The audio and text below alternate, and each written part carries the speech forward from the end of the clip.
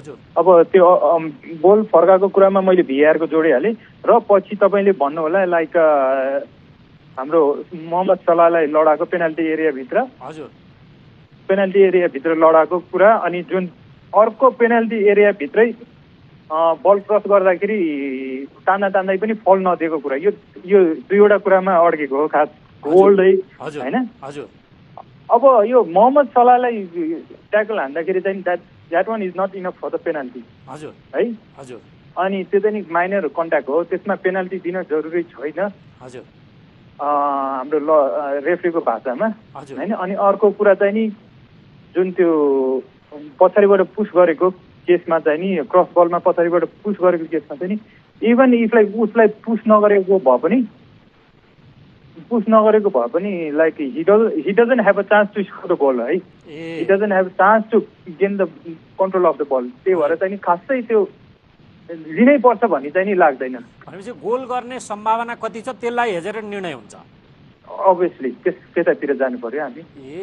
जस्तो क्रोएसिया र पोर्चुगल बीचको गेममा चाहिँ टाउको अफसाइड भयो, खुट्टा अनसाइड छ र पनि भिएआरले त्यसलाई गोलको मान्यता दिएन, साह्रै नमज्जा भएको छ। हेर्नुहोस् यस्ता कयौँ घटना भएका छन् यसपटक।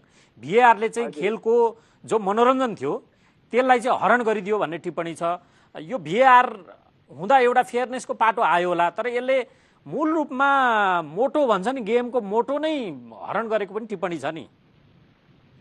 अब यो भिएआर तपाईँले भन्नु मतलब यसमा के हुन्छ भन्दाखेरि भिआर किन इन्भेन्ट गर्यो हो? हजुर भिआरले गर्दाखेरि म्याचलाई डिस्टर्ब भइरहेछ। लाइक म्याचमा अब चाम जुन हुनुपर्ने चाम आइरहेको छैन, बिचमा डिस्टर्ब भइरहेको छ। यो किन भन्दाखेरि अब टिमहरूले म्याक्सिमम इन्भेस्टमेन्ट गरेको हुन्छ, एउटा रेफ्रीको सानो मिस्टेकले गर्दाखेरि इन्भेस्टमेन्ट डुब्ने डरले होइन डुबिरहेको भएर चाहिँ अब हामी त ह्युमन बिङ हो नि त, वी क्यान सी एभ्रिथिङ होइन। त्यसलाई नै अब मिस्टेकलाई मिनिमाइज गर्ने हिसाबमा भिएआर आएको, प्लस भिएआर आइसकेपछि तपाईँको सेमी अप्सनल भिएआर आयो। जुन अफसाइडको केस अहिले जुन अफसाइडको डिसिजन गर्छ त्यो सेमी अप्सन भिएआरले गर्छ होइन। त्यो भएर चाहिँ नि यसले खास गेमलाई डिस्टर्ब त गरिन्छ, म्याचको एउटा चामलाई स्टप चाहिँ गरिन्छ, तर कस्तो हुन्छ भने एक्चुअल डिसिजन जुन हुनुपर्ने हो त्यतातिर हामी मेन डिसिजनतिर गयो नि त। त्यो भनेपछि रेफ्रीहरू फेयरै देखिराख्नु भएको छ तपाईँ? From my angle is fair है।